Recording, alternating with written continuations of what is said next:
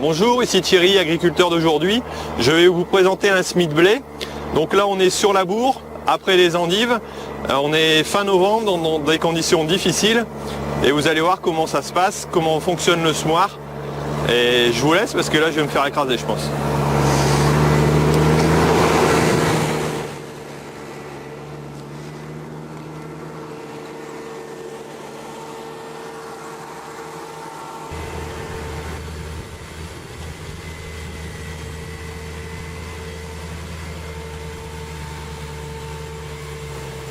Alors la présentation du tracteur qui sème. Pour le coup il est équipé d'une masse à l'avant, parfois on trouve un outil. Comme vous pouvez le voir c'est sur la bourre comme je vous l'ai dit tout à l'heure.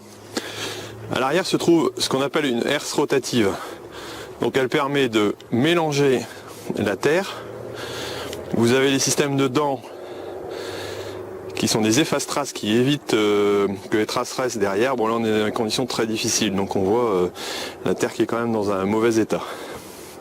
Une herse rotative suivie d'un rouleau qu'on appelle rouleau packer qui permet de retasser et de niveler.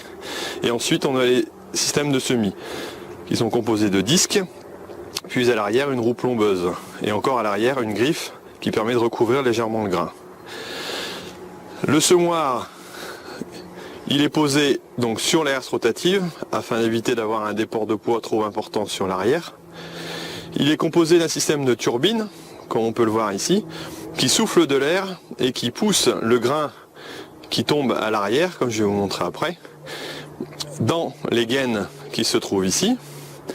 Puis ils sont redistribués par les têtes afin de partir au niveau des disques à l'arrière. Donc là on peut voir la rotative en fonctionnement, donc elle mélange la terre, ensuite suivi par le rouleau, puis les disques qui viennent semer. Et ensuite les roues plombeuses et enfin les herses qui viennent recouvrir. Alors les semences sont mises dans le sol, donc en sillon, comme on dit. Là on peut en voir. Là aussi.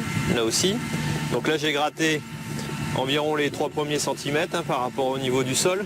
Il faut compter environ un pouce, entre 2 et 3 cm, ça dépend des conditions de sol. Voilà pour la profondeur de semis. Et ensuite le blé va germer, il ne faut pas qu'il y ait trop d'eau, sinon il est noyé. Et il faut des sommes de température suffisantes pour arriver à germer. Donc là on est fin novembre, il va falloir beaucoup plus de temps pour qu'il sorte de terre que s'il était arrivé en octobre, semé en octobre. Je suis venu faire un petit tour en cabine avec Pierre qui est en train de semer. Donc là on voit tous les tableaux de commande. En haut on a le système de commande du semoir. En dessous le guidage mais qui ne fonctionne pas.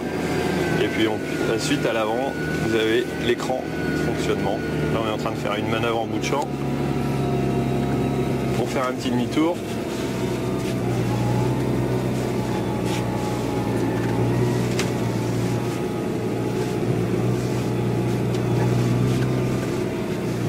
Et on a la charrue qui est en train de tourner juste à côté.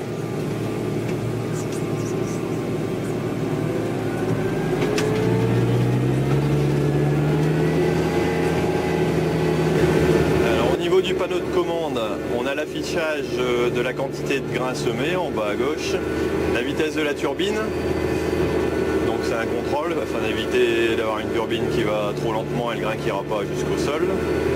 La vitesse, la surface réalisée depuis le début de la journée, éventuellement le marquage des traceurs, bon là ils ne sont pas utilisés étant donné qu'on est dans du blé bio donc pas besoin de traces pour passer à un tonneau traité. Et les commandes de maintenance et de sécurité par exemple qui évitent le manque de grains par une alerte simplement à bip.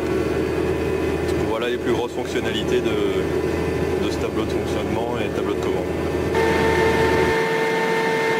Ici les sacs sont pris par Pierre, on va les mettre en sécurité pour arriver en bout de champ comme il faut, mais habituellement on utilise des big bags, donc des grands sacs qui permettent de vider directement dans la tramie et qui nous permettent de remplir une fois tous les 3 ou 4 heures selon les quantités de semences à mettre.